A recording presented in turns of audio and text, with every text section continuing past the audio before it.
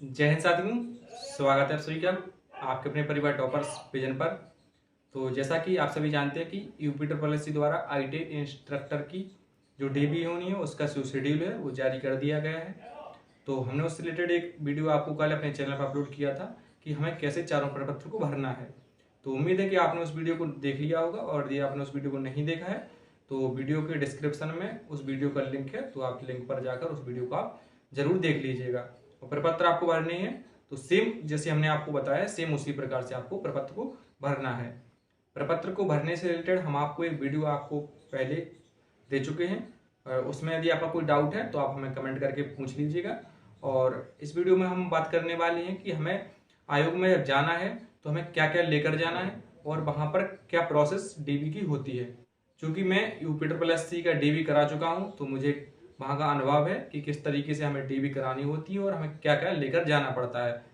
तो वही अनुभव मैं आपके साथ साझा करने वाला हूँ कि कैसे हमें डॉक्यूमेंट वेरिफिकेशन की प्रक्रिया में शामिल होना है। प्रपत्र भरने से रिलेटेड मैं आपको वीडियो बना चुका हूँ। भी आप प्रपत्र भरें, आपको मेरी एक एडवाइस रहेगी कि यदि आप जब भी अपना डॉक्यूमेंट वेरिफिकेशन के जो प्रपत्र हैं उसको भरें तो आप घर से भरकर ही उसको ले जाएं। क्योंकि यहाँ पर होता क्या है कि कई अभ्यर्थी क्या करते हैं कि प्रपत्र अपने निकलवा के डाउनलोड करवा के और ले जाती हैं और वहीं आयोग के बाहर बैठ के भरते हैं।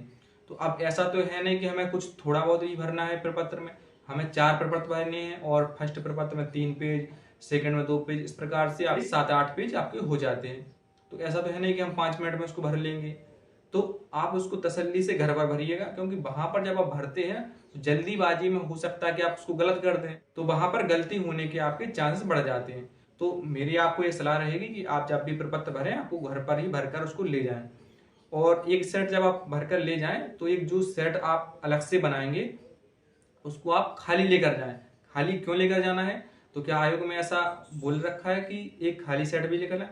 तो खाली का तो ऐसा कोई आयोग नहीं कहता है कि आप खाली लेकर आए, क्योंकि आयोग में तो एक ही सेट लगना है। लेकिन मैं आपको एक सलाह इसलिए देता हूँ एक खाली ले जाने की कि हो सकता है किसी कारणवश आपकी वहां पर कोई गलती निकल के आ गई, तो आप उसको कैसे चेंज करेंगे? तो आपके पास एक ऑप्शन तो रहेगा कि आप खाली लेकर रखे हैं तो आप तुरंत उसको फिल करके वो वाला जमा कर दें।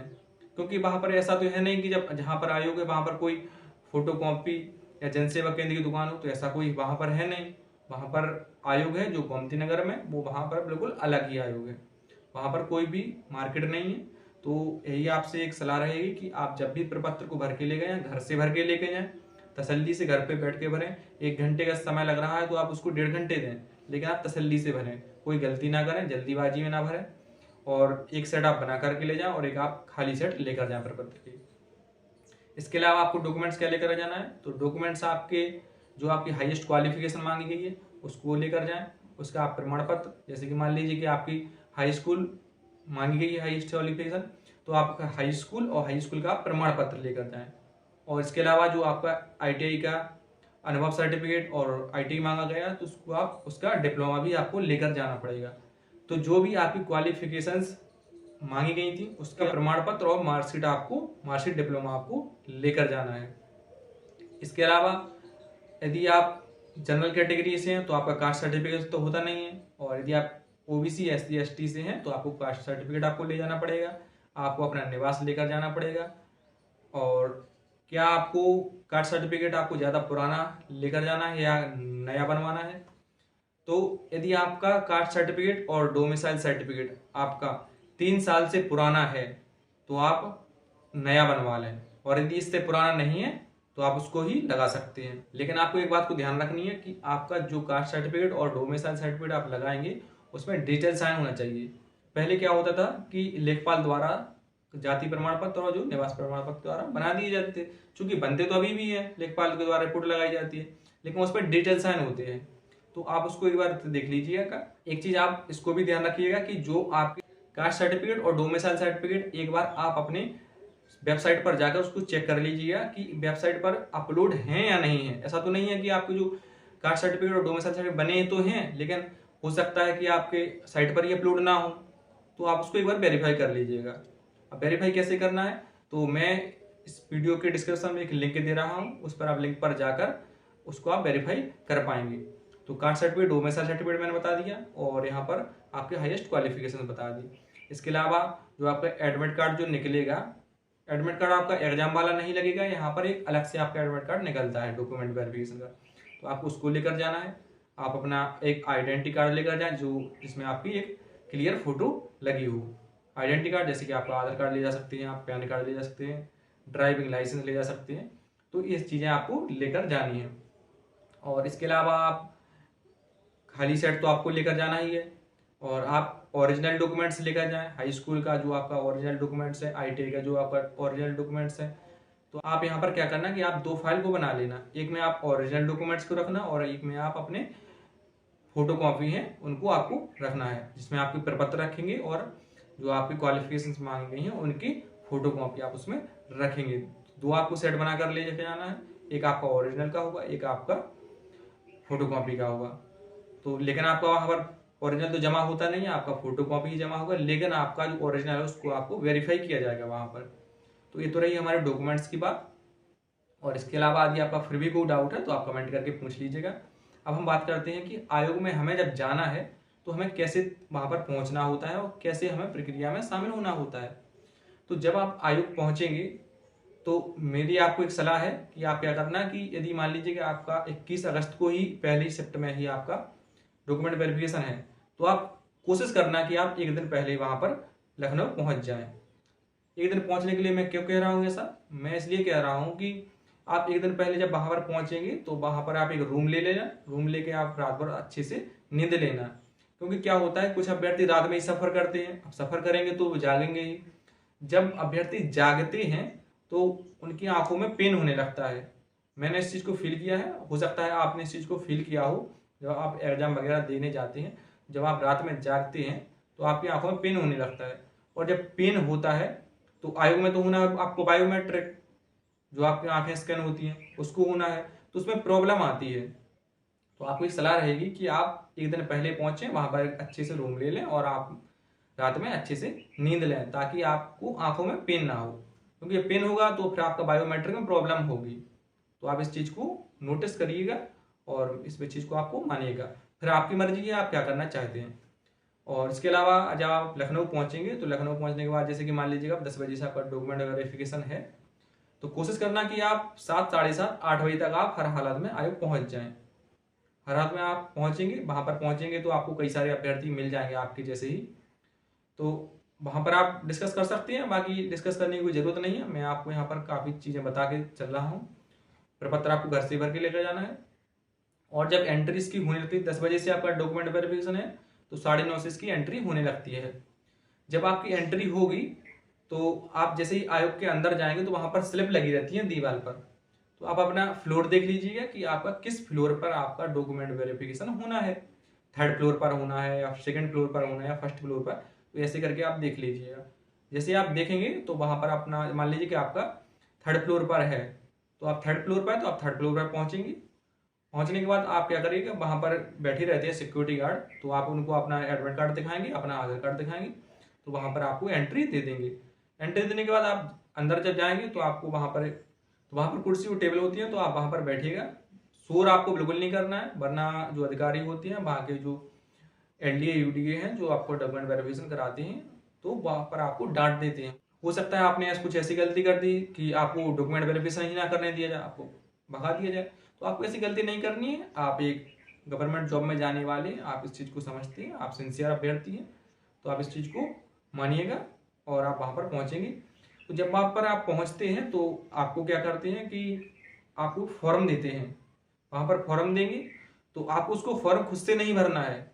वहाँ पर आपको वहाँ पर जो होंगे, जो ऑफिसर्स लोग होंगे, जो वहाँ पर अधिकारी होंगे, वो खुद ही इसको भरवाएंगे। आपको अपने से कुछ नहीं भरना है। मान लीजिएगा आप खुद से भरने लगे और उसमें आप कोई गलती कर ले गए, तो उसमें दोबारा वो फॉर्म नहीं मिलता है, वो फॉर्म आपको केवल एक ही बार मिलता है। तो खुद से उसमें कुछ भी मत भरिएगा, जो सर लोग बताएंगे आपको वैसे ही उसको भरते जाना है। तो वो लोग भरवाते हैं, उसमें कोई आपको परेशानी वाली बात नहीं होगी कि हमें कैसे भरना है कैसे नहीं भरना है। जब आप टेबल पे बैठे रहेंगे तो एक छोटी सी स्लैब आपको दी जाती है, एक आपको एक बड़ा सा फॉर्म दिया जाता है। तो जब आप दोनों को उनको भर लेंगे तो इन दोनों फॉर्म को भरने के बाद आपका एक नाम बोला जाएगा, नाम बुलाकर आपको वहाँ पर बुलाया जाएगा। बायोमेट्रिक के लिए। तो जब बायोमेट्रिक के लिए आप जाएंगे तो छोटी सी स्लिप रहती है जिस पर कि आपका रजिस्ट्रेशन नंबर, रोल नंबर लिखा रहता है और आपका नाम लिखा रहता है। तो उसको आपको लेकर जाना है। सामने जो टेबल पर सर लोग बैठे रहते हैं वो आपका बायोमेट्रिक करेंगे सबसे पहले। तो आपका डॉक्यूमेंट वेरिफिकेशन पहले नहीं होता है, पहले बायोमेट्रिक होता है। तो आपका नाम बुलाया जाएगा, नाम बुलाया जाएगा तो आप वहाँ पर पहुँचेंगे तो वहाँ पर आपसे नाम पूछा जाएगा। तो आप अपना नाम बताएंगे और अपना स्लिप जो होगा स्लिप दिखाएंगे वहाँ पर। तो आपका बायोमेट्रिक होगा। बायोमेट्रिक कैसे? तो जो आपका आप जब एग्जाम देने गए होंगे तो आपका आंखों का जो स्कैन हुआ होगा तो वही आपका बायोमेट्रिक होता है। तो वही आपका आयोग में होता है। आप स्कैन करेंगे आपकी आंखों को और आपका वेरीफाई कर देंगे। यदि आपका मैच कर जाता है तो आपको जो स्लिप आप छोटी सी लेकर गए हैं जिसमें आपका रजिस्ट्रेशन और नंबर और नाम लिखा है उस पर एक वेरीफाई की मोहर लगा देते हैं। तो आपका क्या हो जाता है? आपका बायोमेट्रिक कंप्लीट हो जाता है। बायोमेट्रिक कंप्लीट होने के बाद आपसे कह दिया जाता है कि आप अपनी सीट पर जाकर बैठ जाइए। तो वहां पर बैठ जाइए और वहां पर आप शोरगुल मत करिएगा। और फिर आपका क्या होता है? आपको होता है डॉक्यूमेंट वेरिफिकेशन। तो इसी प्रकार से आपको क्रम वाइज आपको बुलाया जाता है। आपका नाम जब बुलाया जाएगा तो आप अपने प्रपत्र, ओरिजिनल और जो आपका फोटोकॉपी है और चारों जो प्रपत्र आपने डाउनलोड किए हैं उनको लेकर के जाना है।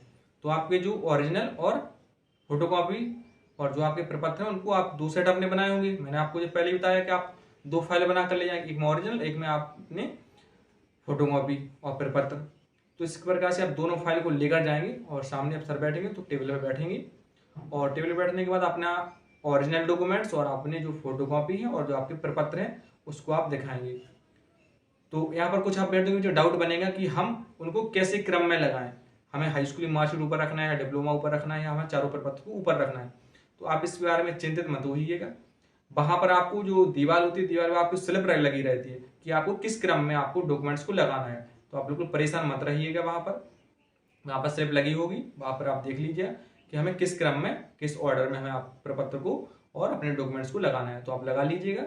जब आप सामने पहुंचेंगे तो आपके जो ओरिजिनल डॉक्यूमेंट्स और आपकी जो फोटोकॉपी है उनका आपका गहनता से परीक्षण किया जाएगा और मिलान किया जाएगा। यदि आपको कोई प्रॉब्लम उसमें नहीं है, आपका कोई भी फर्जी डॉक्यूमेंट्स नहीं है, तो आपको वेरीफाई कर दिया जाएगा।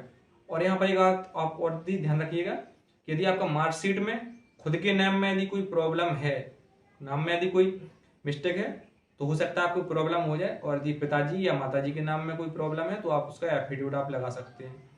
तो आप इसका एफिडेविट आप बनाकर ले जा सकते हैं। तो इतना तो आप डॉक्यूमेंट वेरिफिकेशन। और तो आप जब वहां पर जाएंगे तो अपने ओरिजिनल डॉक्यूमेंट्स और आप अपने फोटोकॉपी वाले और प्रपत्र आप सर को लोग को दिखा देंगे तो आपका उनसे मिलान कर लिया जाएगा। मिलान कर लिया जाएगा और आपके कोई प्रॉब्लम नहीं है आपके डॉक्यूमेंट्स में तो आपका वेरीफाई कर दिया जाएगा। बस इतना ही होता है आयोग में और इसमें कोई अलावा आपको एक्स्ट्रा कुछ नहीं करना है। जो भी काम होता है वो सर लोग का होता है, हमारा कुछ वहाँ पर रोल नहीं है कि हमें कुछ अलग से करना हो। तो आप जो प्रपत्र हैं आप प्रपत्र घर से भर के लेके जाइए। आप इस चीज़ को जरूर नोट करिएगा, आप इस चीज़ को मानकर चलिएगा। मैंने कई अभ्यर्थियों को वहाँ पर देखा था लेखपाल में, कई अभ्यर्थी वहाँ पर भर रहे थे, वो भरते भरते गलती कर जा रहे थे तो परेशान होना पड़ता है वहाँ पर। और दूसरी बात आप एक चीज़ और याद रखिएगा कि यदि आप अपनी शिफ्ट और तिथि में डॉक्यूमेंट वेरिफिकेशन कराए नहीं पहुंच पा रहे हैं किसी कारणवश तो आप आयोग में उस चीज़ को सूचित कर दीजिएगा। 25 सितंबर से आपको पहले सूचित करना होगा क्योंकि आपका जो डीबी होगी 25 सितंबर की सेकंड शिफ्ट में होगी, क्योंकि वहां पर लिखा है कि इस लास्ट डेट में आपका सेकंड शिफ्ट में जो भी अभ्यर्थी बच रहे हैं और जिनका बीच में किसी कारणवश छूटा है उनका वहां पर डॉक्यूमेंट वेरिफिकेशन कराया जाएगा। इसके अलावा आपको कोई भी मौका डॉक्यूमेंट वेरिफिकेशन का नहीं दिया जाएगा। लेकिन आप एक चीज़ याद रखिएगा कि आपका कोई जेन्युइन कारण हो तभी आप अपनी तिथि को छोड़िएगा, वरना ऐसा मत करिएगा कि नहीं हमारा आज मन नहीं है, हम लास्ट डे में इसका वेरिफिकेशन करा लेंगे। तो आप ऐसी गलती मत करिएगा, क्योंकि वहाँ पर आयोग में जब आप जाएंगे एप्लीकेशन लगाएंगे तो आपको एक जेन्युइन कारण बताना होगा। और जब सर लोग को लग जाएगा कि हाँ इनका कारण जेन्युइन रहा है तभी आपको एंट्री और आपको वहाँ पर अनुमति दी जाती है कि हाँ आप लास्ट डे में आप वेरिफिकेशन करा सकते हैं। तो आपका कोई जेन्युइन कारण रहा तभी आप इस चीज़ को छोड़िएगा। और यदि आपका कोई ऐसा नहीं है, अपनी मर्जी से छोड़ना चाहते हो तो आप ऐसी गलती बिल्कुल मत करिएगा। तो आप डॉक्यूमेंट वेरिफिकेशन कराइए। आप सभी को टॉपर्स वेन यूट्यूब चैनल की तरफ से बहुत बहुत शुभकामनाएं और फाइनल रिजल्ट की आप सभी को अग्रिम बधाई। और यदि डॉक्यूमेंट वेरिफिकेशन से रिलेटेड आपका कोई भी क्वेरी और डाउट है तो आप हमें कमेंट के माध्यम से व्हाट्सअप नंबर भी है, कॉलिंग नंबर भी है, तो आप व्हाट्सअप करके या कॉल करके आप हमसे पूछ सकते हैं कि हमें कैसे वहाँ पर उपस्थित होना है, क्या हमें डॉक्यूमेंट्स लेकर जाना है। तो हमने यहाँ पर कई सारी चीज़ें आपको बताने का प्रयास किया है, और फिर भी यदि कोई चीज़ और कोई यदि यहाँ पर डाउट आपका बन रहा है तो आप कमेंट करिएगा, पूछ लीजिएगा, क्योंकि जब आप हमसे डायरेक्ट पूछेंगे तो हमें हो सकता है उसमें ज़्यादा हम उसको बता सकें, क्योंकि अपने मन से जब बताएंगे तो हमारे मन में तो ऐसा कोई डाउट आ नहीं रहा है। जब आपका डाउट क्रिएट होगा तब हम उसको सॉल्व कर पाएंगे। तो आपका जो डाउट है तो उसको आप पूछिएगा, बिल्कुल बेझिझक व्हाट्सअप करिएगा, कॉल करिएगा, पूछ लीजिएगा। और आप सभी को डेवी की शुभकामनाएं, आपको फाइनल की अग्रिम बधाई। आप अच्छे से डॉक्यूमेंट वेरिफिकेशन कराइएगा और आप ITI इंस्ट्रक्टर, ITI अनुदेशक आप बनेंगे। आप सभी को टॉपर्स में यूट्यूब चैनल की तरफ से अग्रिम बधाई। तो मिलेंगे अगली वीडियो में, तब तक जय हिंद, जय भारत। डाउट यदि आपका कोई है तो आप डाउट पूछ सकते हैं। जय हिंद, जय भारत।